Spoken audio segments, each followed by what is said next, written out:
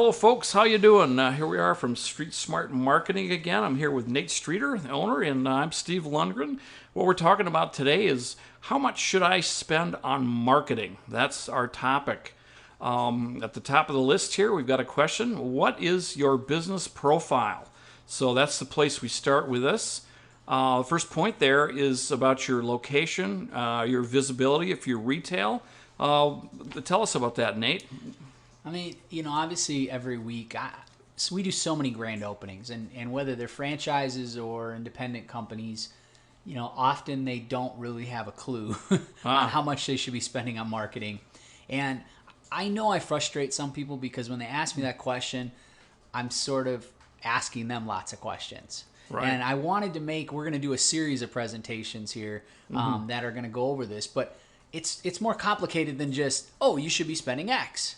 Right. Yes, I would say if you nail me down, I would say most companies that I work with, if they're selling business to consumer, they're spending between 5 and 20%.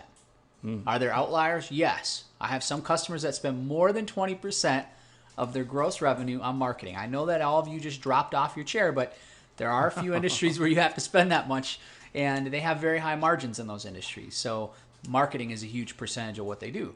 And then there's a few where they spend very little, only like a couple percent. Right. So there's not just a single percentage answer for any business. It really depends on what your business is like or your business profile. Right. And even within a franchise. So that's partly why we ask questions like this too, is because it's even more complicated than just, you're a hair cutting place? Oh, okay. Then it should be X percentage. I mean, I do think that there are some things that we could say about that, but location is this first one that you're talking about, and it's huge. So why would that make a difference, the location, and what percentage, say, for instance, you should be spending on your marketing? Well, because, let's, I've seen this before. If you are right next door to Target, and they have how many thousand people that come every single weekend, right? They're basically, you probably spend quite a bit on rent to have that location. Right. Well, in a sense, a percentage of your rent, really, you're spending on marketing. You're to get that great location, which is bringing you lots of business. Right. So, the truth of the matter is, and of course, we work with a whole bunch of people that are exactly the opposite. You're in that stinking strip mall around the corner that only 2 places are even left out of 10, and you can barely get anybody to come. Well, you're probably going to have to spend quite a bit more on marketing. You mean if I've got my location back behind the bowling alley, I'm going to have to spend something on visibility? Or like people can't see me? What do you mean? I don't know what kind of business you're running, Steve. But Hypothetically. But yes, I guess the quick answer to your question is yes. I don't market for companies that do illegal transactions. But, no, I wasn't going there. Oh, okay. But so that's a big part of it. Is just where are you at and how does that factor in? So that's certainly one of the first questions we want to see. And let's just be realistic about that. If you got a crappy location, put it out there on the table. You're going to have to spend more on marketing. End of story. Don't fight me. I'm not. Look, I don't care if you spend more with me. Spend more wherever. I mean, I'm not necessarily trying to convince you to do something with us, but just be realistic about your scenario. So basically, if you're not on a major intersection somewhere where a lot of people are seeing you on the way by, you're going to need to put some marketing in front of them so that they see you. Exactly. Become a destination, not a convenience type factor. Yeah, there you go. So the second thing is momentum. If you're a grand opening, unless you have which is, kind of going into C a little bit, right? You might have a recognizable brand, but, I'm always frustrated because if no one's ever heard of you, right, you don't have momentum. Yeah. Yep. It takes a lot of energy, and we're going to probably do a little thing, but to get that rock moving up the hill, we like to use that analogy. Right. If you're pushing a rock up a hill, when does it require the most energy to even get the rock moving in the first place? Right. And that's really true with marketing. There's different things I could say about that. And we'll go into some things a little more detail with that. But how much momentum do you have? Are you in year 3? Are you brand new? Does anybody know who the heck you are? What kind of momentum do you bring? Are you, right. I think we've done some work with e-cigs. And you should have, when I told Leah that we were doing work with e-cigs, man, I never got such a strange look on her face. But I told her, but honey, people are actually quitting smoking because they're doing this. And she's like, oh, okay. But anyway, Makes it sound better. they have momentum in a different way. The only reason I'm bringing that up is it's something that's very popular right now. Right. And so when we put out a flyer or when we do marketing online for an e-cig company, they have a very different thing happening than a product, where no one knows what the heck it is.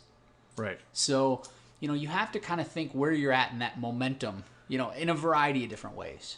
So how do they determine that? One is the age of the business. Another is sort of the popularity of the product. Are there any other issues that sort of contribute to that momentum?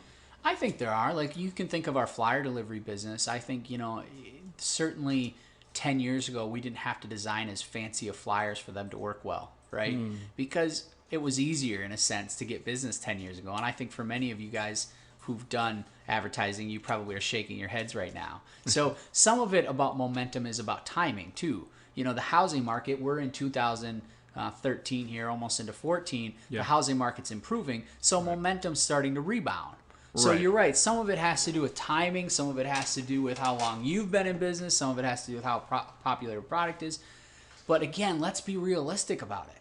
And yeah, if you're, I'm going to guess for 2013, spending $1 on marketing if you're a realtor is going to go a lot further than it did in 2010. Why? Because of the momentum. There's a lot of momentum in the industry. Right. So what about brands and products, the recognizable brands and products? How does that fit in this? How much you're spending on marketing? Huge. I mean, when we do ad reviews, you guys have probably seen some of our ad reviews. This factors in huge, because if someone sees a brand that they know and trust, Yeah. man, I've had franchises give me stuff that's so crappy, and we look at it and say, oh my goodness, this is never going to work. And we run the ad, and sure enough, it worked. Well, why? Because it had that logo across the bottom of it. Or it was that commercial that everybody had seen, and they know what the heck the product is. So, yeah, I'd say that the recognizable brand product makes a huge difference. Let me put it another way. We often talk about the 3-second or 5-second rule when we're Evaluating flyers. Yeah, when we're evaluating, whether it's websites or Facebook ads or like you said, flyers, any kind of media. Well, same thing. Think about that in terms of this. If you have a recognizable brand or product, people identify it much quicker. And so you have a much better chance within 3 seconds for them to say, oh, I know what this is, and, keep it or throw it away. Right. Whereas if you have to spend the first couple seconds for them just to figure out what the heck you do, or God forsake, I mean, I see some of the stuff you guys put out, you can't figure out what you do in 5 seconds. What is this? It is going in the garbage. Yeah. Or they're clicking to the next website. Yeah. So, that's partly where this factors into.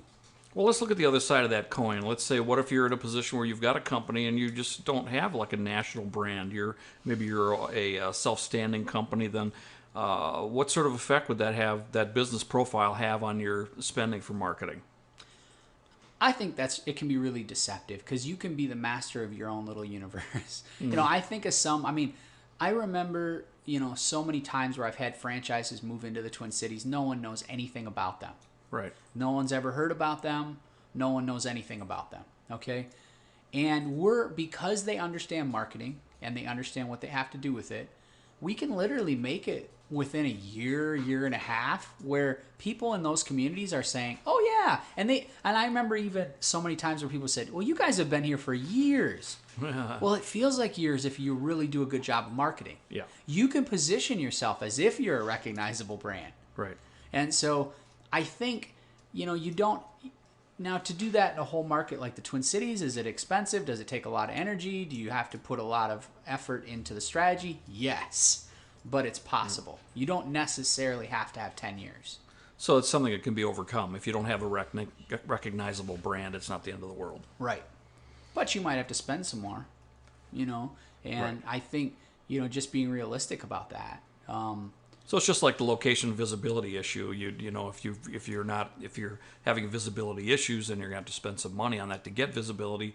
With the brand issue, if you're not recognizable, then you're going to have to do some work to get that recognition. Exactly. I think most of the franchises we work with, they spend 5 to 15%, to their franchise.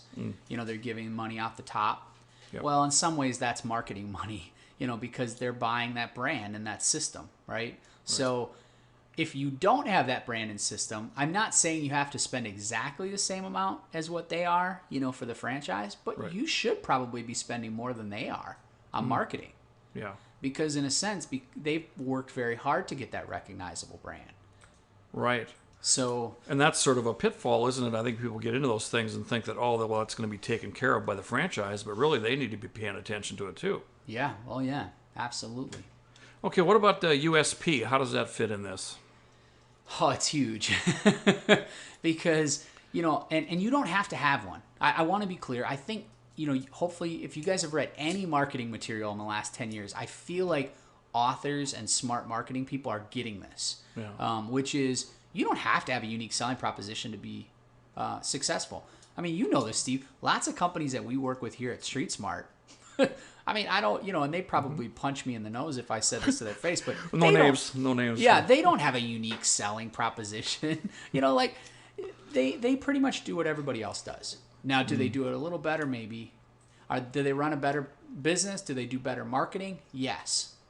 In fact, that's where this fits in, is that sometimes your unique selling proposition or positioning can just be that you're better at marketing. You're better at communicating how you benefit people. Yeah, and it's almost like it's not as if they don't have a USP. It's just maybe they're not communicating it or haven't really firmed it up what it is. Right. Because in a sense, everybody has it, and if companies are struggling to figure out what their USP is about, I mean, that's something we could help them with, right? Well, it's just, remember that beer company that you and I talked about a couple weeks ago? What was the beer company in the 60s or 70s where they started? Oh, Shells? Yeah, and Is that- didn't they like clean their glass things? And weren't they advertising that they clean them? And everybody's like, and because of that, they had the freshest beer, and that's the way they were marketing it. Well, everybody over at, Anheuser-Busch and Coors and all these other places were scratching their heads like, we've been doing this for decades. Right. But perception is reality. And everybody thought, oh, this company's actually washing their things, and their beer is, fresher because of it. Oh, and So- it was just the whole perception. It was the guy that did the radio ads, right? Because I Yeah. remember him saying that the big those big breweries, they spill more beer than we sell in a year.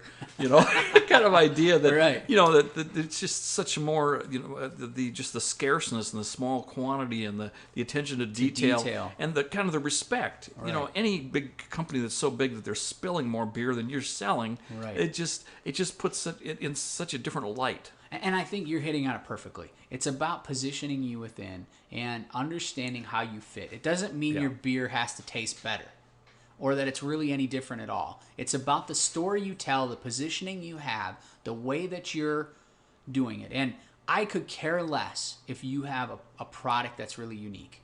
You can be successful with nothing unique about your product. Yeah. We'll find something that's important to tell people. Because that's really what marketing is. It should be.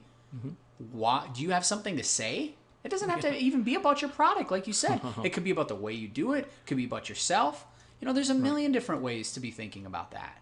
So, not everything is an infomercial where it's all focused on the product itself. Yeah. In fact, very little is, right? Yep. So, and the truth is, very few people make decisions on what they're going to buy based solely on the product. Otherwise, everybody would buy the car that's Consumer Reports' most reliable and cheapest per gallon car every year. But they Right. don't, right? There's more to that. There's a million things more to There's it. a lot of other levels you can connect on. Right. So that's where this fits into is, kind of figuring out what, and again, these all kind of fit into what are your business profile? You say, well, how much should I be spending on marketing, Nate? And I realize there's lots of things we're going over here, and this is only one of the things we're talking about with how We're much. just should I not be going to answer spending. this question, are we? It is. It's complicated. It is complicated. But, if you want to act like a bigger business, a multi-million or tens of millions of dollar business, this is how they're thinking. Right. And they're thinking very strategically about all these different things. And they understand these things as far as with regard to how much they're spending on marketing. So the bottom line is that all four of these aspects will help you come to a decision about how much to spend.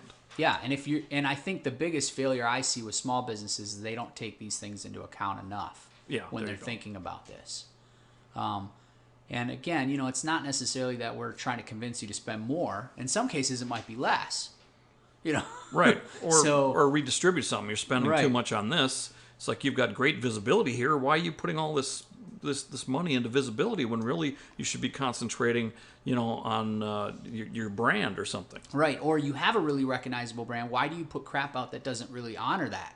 Yeah. Or you have this amazing momentum. Why aren't you taking advantage of that? Or you have this amazing way that you could be positioning yourself. I won't name a specific company, but it's a big one in the Twin Cities that I feel like this is the case with them. They aren't taking advantage of the very awesome positioning they could. And that can be frustrating. Right. So, I think if you can have these conversations right from the get-go, this is how you set up effective marketing and effective high return on investment, where when you ask the question, how much should I be spending on marketing? The real answer is, well, as you should always spend where you can get the return on investment. But these are the things you should be considering to make that high return on investment. Right. There you go. So, Okay, we better wrap this up then. yeah. And we'll continue on this general topic. But for now, here's how you can help us. If you enjoyed this presentation, then please leave us a review or comment on a Twitter mention. Share this video with someone else that you think could use it. Maybe, or you could suggest a video topic for us if there's something that you'd like to hear us talk about. Yes. Within reason. If you're ready to take action, say if you need to find out what your USP is, or you want to somebody to help you figure out, what should I really be spending on marketing? Give us a call or an email, Twitter. Any of those would be good. Do we have some other offers or things we should tell them about, or? I think if this is something that you need help with, you're asking the question, how much should I be spending on marketing? You need to be thinking about all these things. We'd love to sit down with you. I think we've said before, we have packages that start at $599 for 4 sessions. So you can really kind of make a big dent in that. You don't have to commit to the monthly big, $3,000 to $10,000 packages that a lot of our clients are buying. But if you just want to kind of figure out what we could help you with, that's a great way to kind of get started. So just to solve a specific problem. To solve a specific problem, and to really, this would be one. You could really help yourself understand how to really figure out how much you should be spending on marketing. There we go. Okay, well, until next time, stay Yeah. well. Yep.